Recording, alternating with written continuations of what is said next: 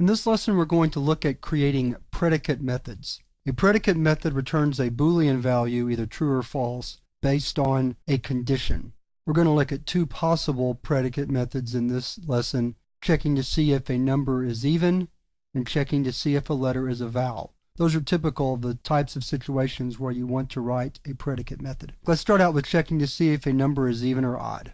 So we're going to write this method. We're going to call it isEven. We always start predicate methods with a prefix like is or has. That kind of lets you know what the method is supposed to do.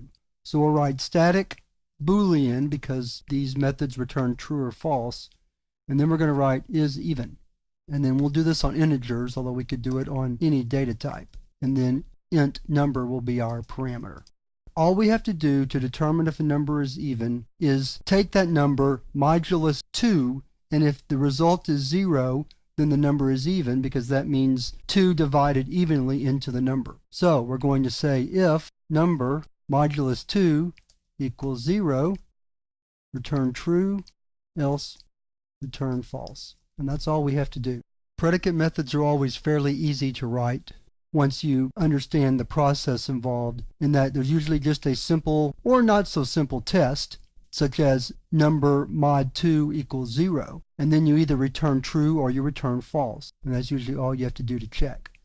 So let's write a little program to test this method. We'll prompt the user to enter a number, so let's create a scanner object. Then we need a variable for the number, num. Then we'll prompt the user, enter a number, and then we'll say if isEven num, system out print line num is even, else system out print line num is odd. And that should be all we have to do to test. Let's compile the program and run it to see what we get. Java C, chap 10, part 4.java. I forgot to prompt the user to enter the number. Num equals input.nextInt.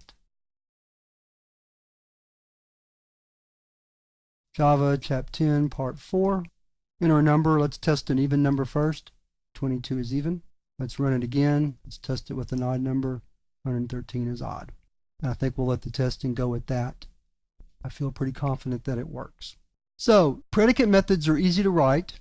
They're returning true or false values. They always begin with a little prefix that indicates that we're checking to see for some condition. isEven, has value, has contents, is odd. We could have written it for odd if that's what we were really looking for. Let's try one more example.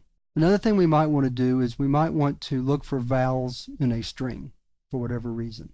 So to do that, we need a predicate method that tests to see if a letter is a vowel. So we're going to write static, I'll just keep the other code up here, Boolean is vowel on some char C. And again, it's just an if statement. If C equals A, or C equals E, or C equals I, or C equals O, or C equals U, return true, else return false, and close the body.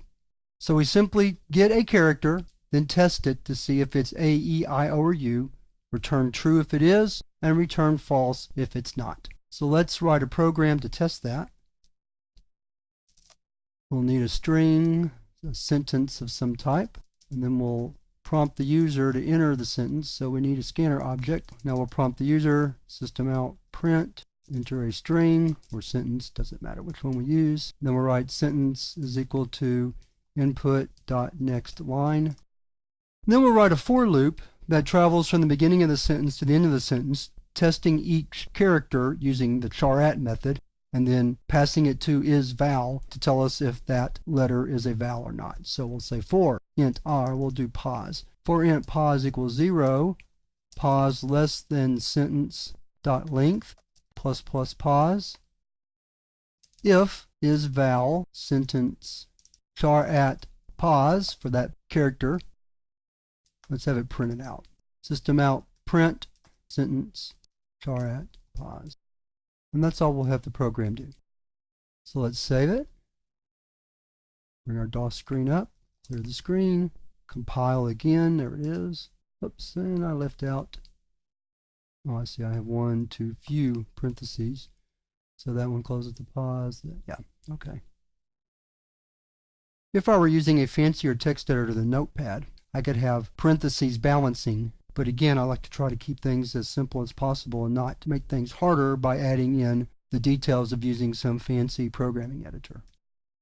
So now we're ready to try it. In our string, now is the time, and there are the vowels, the O in now, the I in is, the E in the, and the I and the E in time. This particular method simply takes a character out of a string. Well, actually it could be out of anything. The method doesn't know where the character is coming from, of course. It just gets a character, that's the parameter, looks to see if it's A, E, I, O, or U, returns true if it is, returns false otherwise. My program simply started at the beginning of a string, through the end of the string, and checked each character to see if it was a vowel or not, and returned the character if it was indeed a vowel. So that's how you write predicate methods. They're not really all that complicated, but they do kind of differentiate from other types of methods. Like we have methods to convert temperatures. These predicate methods simply return a true or false value based on some condition that you're testing for. But they're quite useful and can make your programs much more easy to read and easier to maintain. So let's move on now to the next lesson, where we're going to talk about another type of method, the void method, where we don't return data, but we simply perform some type of task within the method definition.